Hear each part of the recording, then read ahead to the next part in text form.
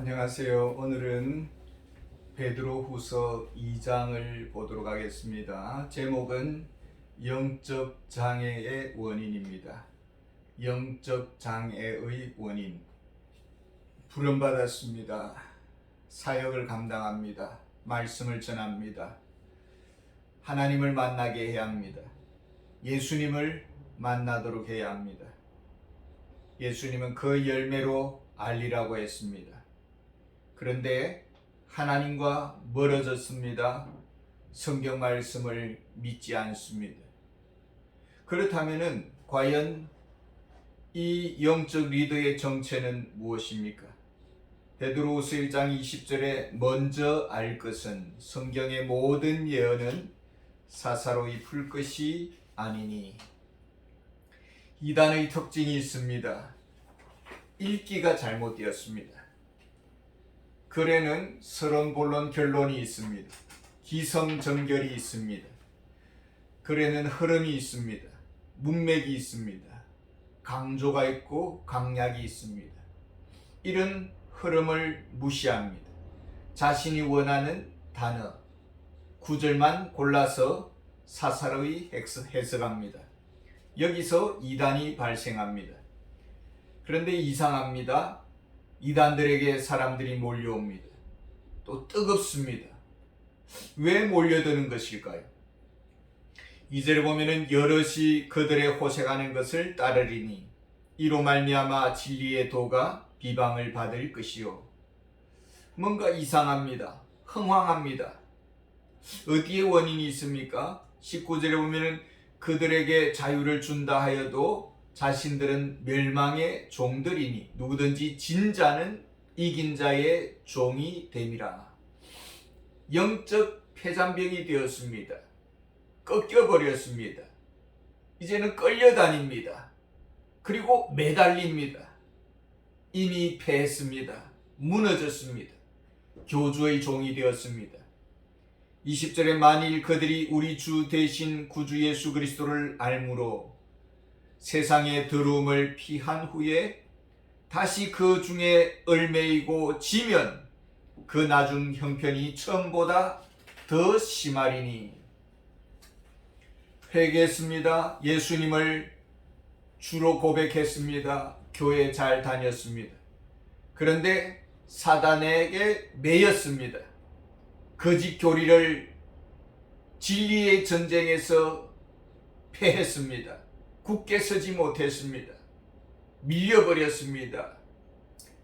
사상은 삶에 영향을 줍니다. 비뚤어진 교리는 비뚤어진 삶을 낳습니다. 삶에서도 무너졌습니다. 영적으로도 이기지 못합니다. 그저 끌려다니는 것입니다. 평생 영적 노예가 되는 것입니다. 똑똑한 젊은이들이 이단에 많이 빠졌습니다. 영적 전쟁에서, 진리의 전쟁에서 패했기 때문입니다. 거짓 교사들은 거짓 진리를 조작했습니다. 3절에 그들이 탐심으로서 지어낸 말을 가지고 너희로 이득을 삼으니.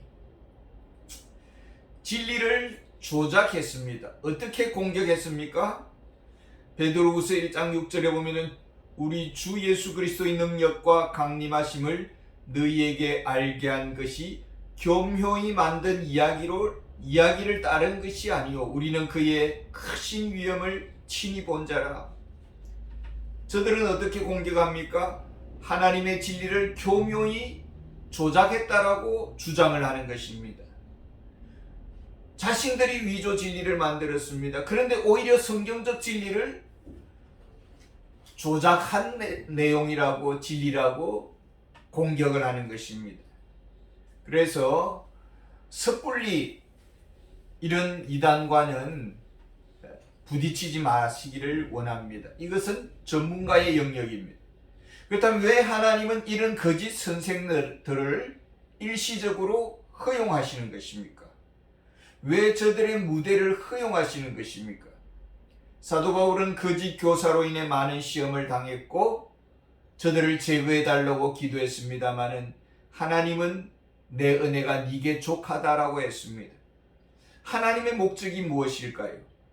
구제로 보면 주께서 경건한 자는 시험에서 건지실 줄 아시고 불의한 자는 형벌 아래에 두어 심판날까지 지키시며 거짓 교사로 인해 위험을 당합니다. 어떤 것입니까? 10절에 특별히 육체를 따라 더러운 정욕 가운데서 행하며 주관하는 이를 멸시하는 자들에게는 형벌할 줄 아시느니라.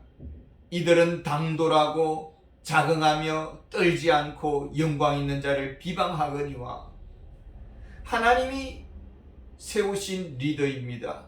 그에 대해서 비방을 합니다. 노아와 롯, 이들은 시대의 리더입니다. 그런데 투명인간 취급을 당했습니다. 바보 취급을 당했습니다.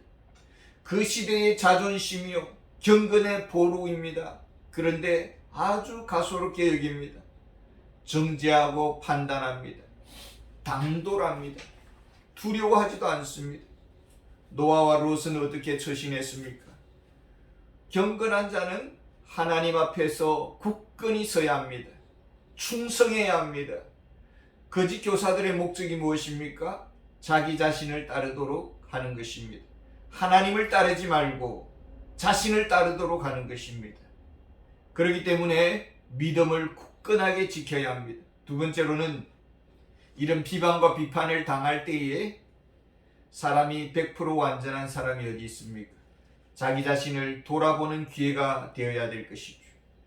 자신이 회개할 것을 찾아보아야 하는 것입니다. 나는 저렇게 무례한 적은 없었는가?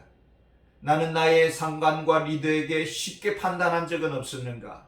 돌아보아야 합니다. 그리고 회개의 기회로 삼아야 합니다. 세 번째로는 축복할 수 있어야 합니다. 대적자의 그 영혼을 불쌍히 여길 수 있어야 합니다. 기도해야 합니다. 축복해야 합니다. 사랑으로 미움을 이겨내야 합니다. 축복함으로 어두운 마음을, 생각을 물리쳐야 합니다. 심판은 하나님께 맡길 것입니다. 하나님이 원하시면 한순간 죄가 되게 하실 것입니다. 바람과 함께 사라지게 될 것입니다. 소돔과 고모라는 지금 사해 바다에 수장되어 있습니다. 두고두고 불경건한 자들에게 경건의 메시지인 것입니다.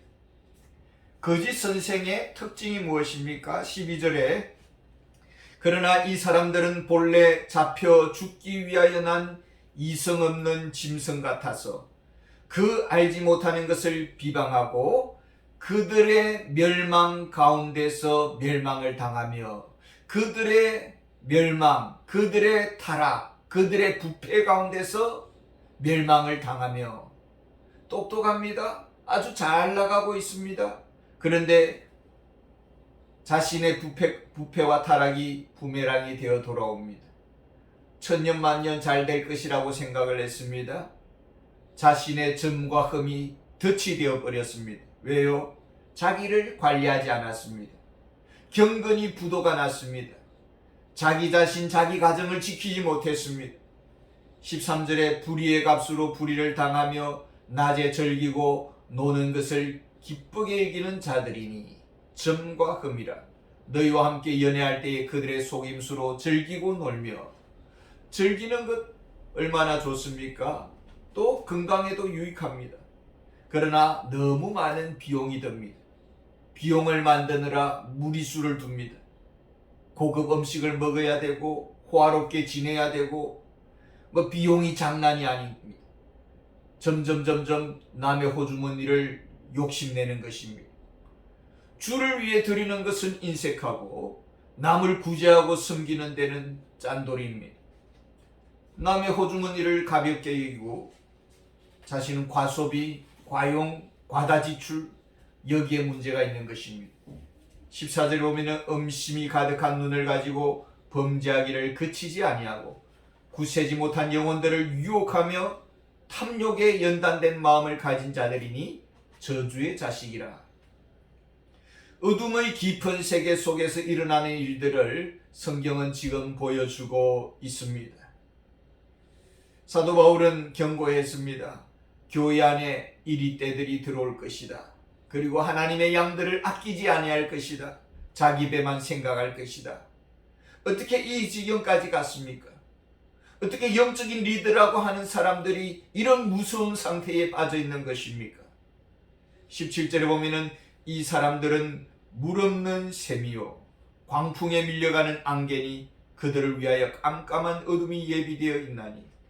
물 없는 샘이요 성령 충만하지 않는 교역자, 영적으로 메마른 주의 종, 기도를 쉬는 죄, 성령님을 근심케 하는 그런 삶, 두려워해야 하는 것입니다. 20절에 보면 만일 그들이 우리 주 되신 구주 예수 그리스도를 알므로 세상의 더러움을 피한 후에 다시 그 중에 얽매이고 지면 그 나중 형편은 전보다 더 심하리니. 그리스도인의 중요한 가치는 그리스도를 닮는 것입니다. 성품을 닮아가고 그리스도의 마음을 품는 것입니다. 우리는 이것을 성화라고 합니다. 아람 나라의 군대 장관 나만이 있었습니다. 부인에게는 이스라엘에게서 포로로 끌고 온 여종 소녀가 있었습니다. 나만이 나병이 들었습니다. 이 소녀는 위에서 기도합니다. 그리고 믿음으로 소개합니다. 이스라엘 사마리아에는 훌륭한 선지자가 있습니다. 그분의 기도를 받으면 고침을 받을 것입니다. 원수의 나라이고 적장입니다. 속으로 고소하게 여길 수 있는 그런 상황입니다. 그런데 여종은 진심으로 사랑을 하고 진심으로 치유되기를 원했습니다. 하나님은 이 소녀의 그 소개를 통해서 나만이 치유받고 또 포로로 끌려간 이스라엘 백성들이 그 시대에 보호받는 그런 하나님의 섭리를 우리는 볼 수가 있습니다. 진정 그리스도를 닮아가고 있습니까? 우리가 부족함을 볼 때 늘 회개해야 할 것입니다. 거짓 교사의 근본 문제는 회개의 결핍입니다. 회개의 지속성의 결핍입니다. 성화는 회개의 지속성에서 나오고 회개의 깊이에서 나오는 것입니다.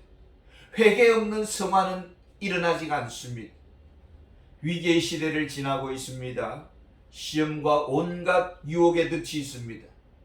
노아와 롯처럼 예수님처럼 고독을 견뎌내야 되고 비방을 참아내야 하는 것입니다. 경건의 능력으로 승리하기를 원합니다. 감사합니다.